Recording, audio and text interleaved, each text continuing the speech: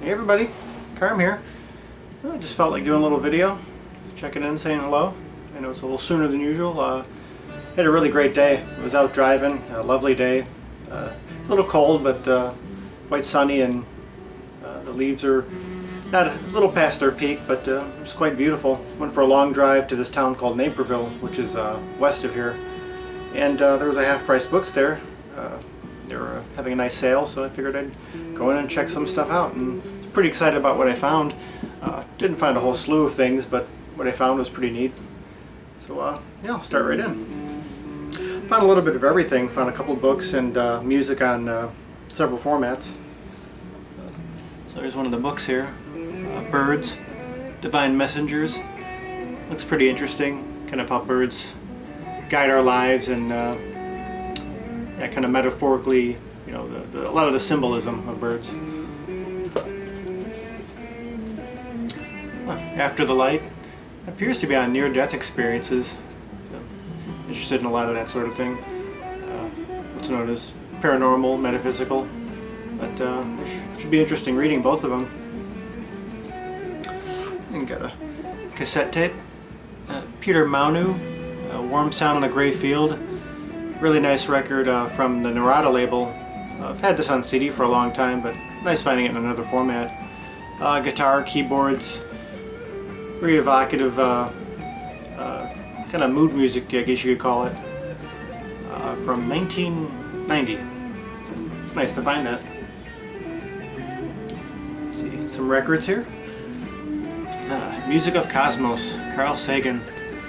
I remember loving the show as a kid, and whenever I see it, you know, occasionally they'll rerun it, or you know I have it on video somewhere. I can't believe I haven't had this album before, considering the artists on it. Vangelis is on it, or Vangelis, Tomita, Toru Takemitsu, and various classical music. But I'm sure many of you of course remember the show. So it's a pleasure finding this. Very cheap. I think it was only a couple bucks. So it's good to get a wild card. The $6 Million Man. This isn't really a soundtrack per se. It's more of a kind of has a disembodied 50s, 60s training film voiceover thing happening.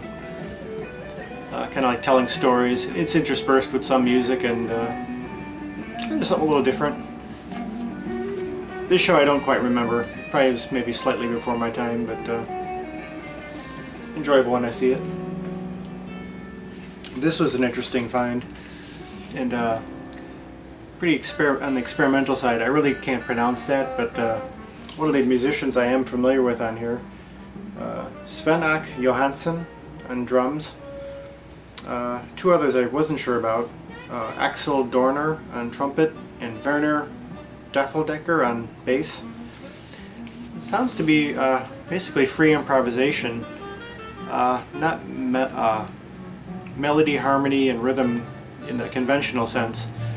I think of it as like tritonally ambiguous in a way. You can't really tell who's playing what. You just have all these instruments kind of colliding to form a single soundscape. But really fascinating to find this. I don't really find a lot of experimental music at half-price books as much as I'd like, so this was fun. CD, Kate Bush, The Sensual World. An old favorite of mine as far as vocal music. I've had this on cassette actually since high school. I've always enjoyed this. The thing I had found in later years is that Eberhard Weber from ECM is actually on this record on a few tunes. And you could hear when you listen back to it, you know, very distinctive tones of his bass. I was glad to find this for a couple bucks. Let's see what else here. Oh, this is really nice. Hans Christian, cello player. Pretty similar to someone like David Darling. Very contemplative, but also quite rhythmic. Like ethnic fusion, Near and Far Eastern influences. Nice percussion and yeah, very stringed instruments, in addition to his cello, and there's some nice fretless bass work on here too. It's from 1996. Yeah, 1996. Yeah, if you're fans of the Hearts of Space label, this is really right up there with it. It almost sounds like it could be on that label. Urindand music. I'd never heard of this particular, or Elamond music. So yeah, it's pretty nice. And what's playing right now is probably the find of the whole thing. And I've John Mulder, Bifrost. He's a local guitar player. Really nice stuff. If you like ECM, this is, you could probably hear a little bit of it. It's very much in that mold. And Harold Anderson is on this album, which definitely adds to that.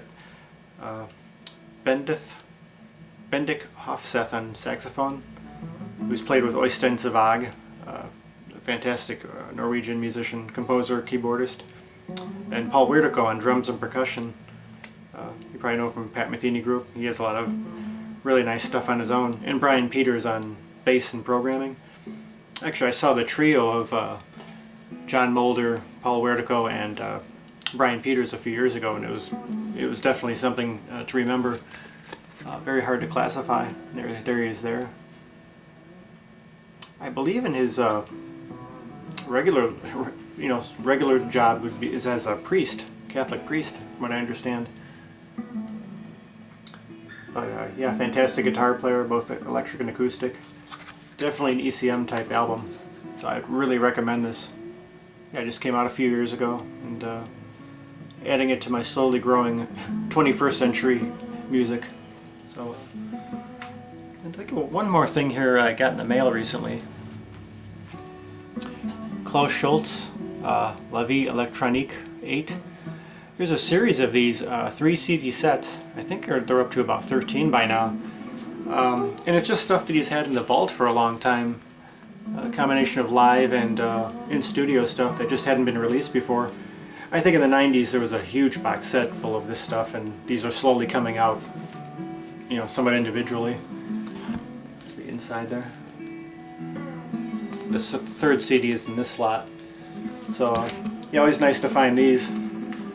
You know, get them when I can. There's actually a store up north called Rolling Stone Records, which have been carrying these for a while. But you can kind of hear the genesis of a lot of his earlier music on some of these pieces, like Mirage or Transfer. On the first album, you could hear where Urlicht and Cyborg came from, the kind of stuff he was working on that led up to those albums. So I'd recommend, if you ever see these around, if you're a fan, you know, don't hesitate. You know, they're often at pretty reasonable prices. So that'll be it for this time. I just felt like making a quick video. Just want to say hello. Hope you're all doing well. And the next time around, I'll have some stuff from that, I think I mentioned in the last video, I have this novelty shop in the neighborhood, which I found some interesting records. That's stuff I normally have in my regular collection, but it was worth finding, and I'll show them pretty soon. So, until next time, hope you're all doing well. Take care, everyone.